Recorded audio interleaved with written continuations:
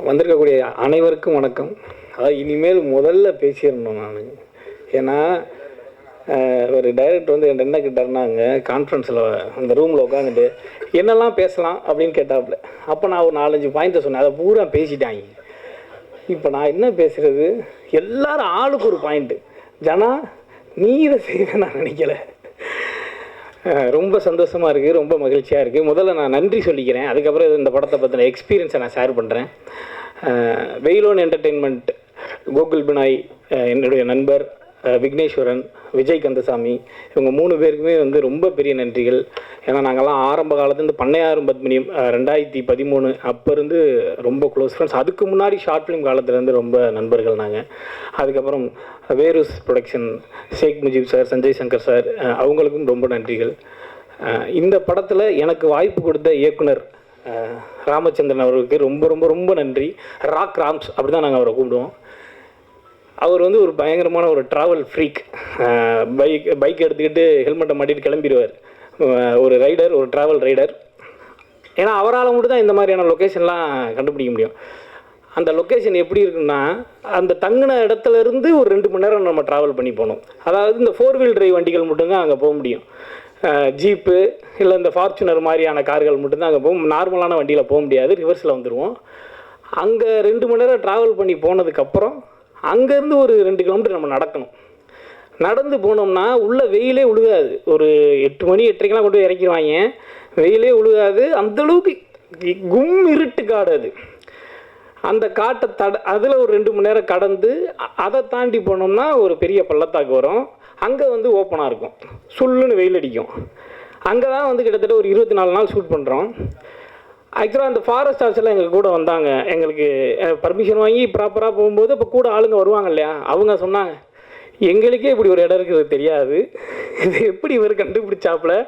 இவரும் எங்கள் கேமராமேன் பார்த்திபன் அவர்களும் சேர்ந்து இந்த மாதிரி ஒரு இதை கண்டுபிடிச்சி எங்கள் எல்லாரையும் கொண்டு போய் அங்கே டெய்லி இந்த ப்ராசஸ்.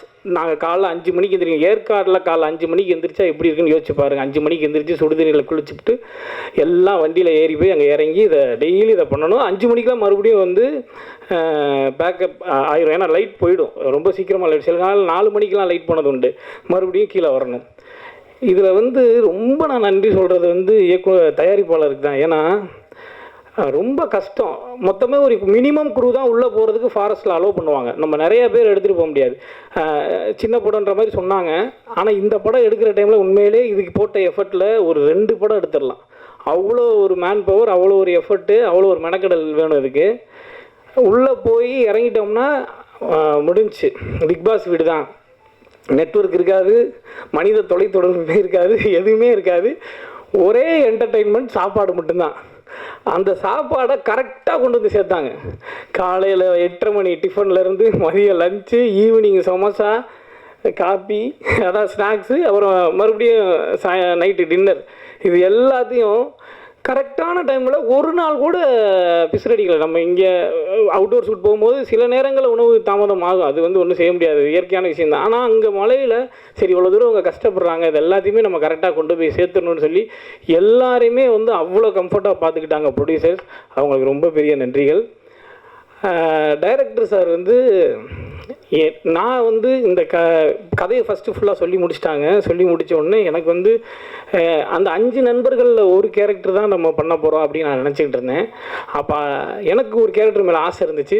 சரி இந்த கேரக்டர் நம்ம இவர்கிட்ட கேட்டு வாங்கிடுவோமா அப்படின்னு நான் நினச்சிக்கிட்டு இருக்கும்போது அவரே சொல்லிட்டார், நீங்கள் மாறி கேரக்டர் தான் நீங்கள் பண்ணுறீங்க.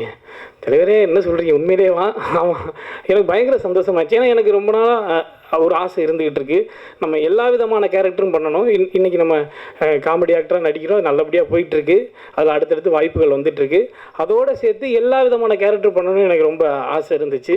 அந்த வகையில் இது வந்து ரொம்ப முக்கியமான ஒரு படமாக இருக்கும். எனக்கு இந்த மாதிரி கேரக்டர் கொடுத்ததுக்கு ரொம்ப நன்றி தலைவரே. அவர் சொன்ன மாதிரி தான் இந்த பாயிண்ட்டை மறுபடியும் நானும் சொல்லிடுறேன்.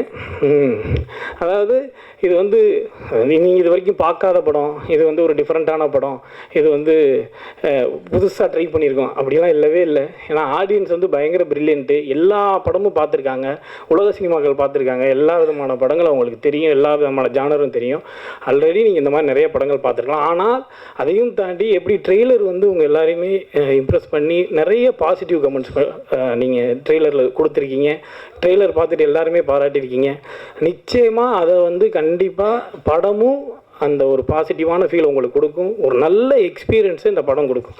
ஏன்னா இது வந்து காமெடி ஹாரர் ஜானர், இல்லை ஒரு romantic romcom genre, romance plus horror அந்த மாதிரிலாம் எதுவும் இல்லாமல் ஃபுல் அண்ட் ஃபுல் இது வந்து ஹாரர். படம் போட்டு முடிகிற வரைக்கும் straight horror, stick on to the horror. அந்த மாதிரி எனக்கு தெரிஞ்ச ஆங்கிலத்தில் சொல்கிறேன் நான். ஃபுல் ஹாரர் படம் இது. இது மாதிரி பார்க்கணுன்னு நமக்கே ரொம்ப நாளாக ஒரு ஆசை இருக்குது. அந்த மாதிரி ஒரு படத்தில் நம்ம நடிக்கிறோன்னும் போது ரொம்ப மகிழ்ச்சியாக இருக்குது. நிச்சயமாக பேச்சு உங்களுக்கு ஒரு நல்ல எக்ஸ்பீரியன்ஸை கொடுக்கும். நீங்கள் எல்லோரும் பாருங்கள், பார்த்துட்டு சப்போர்ட் பண்ணுங்கள். நன்றி.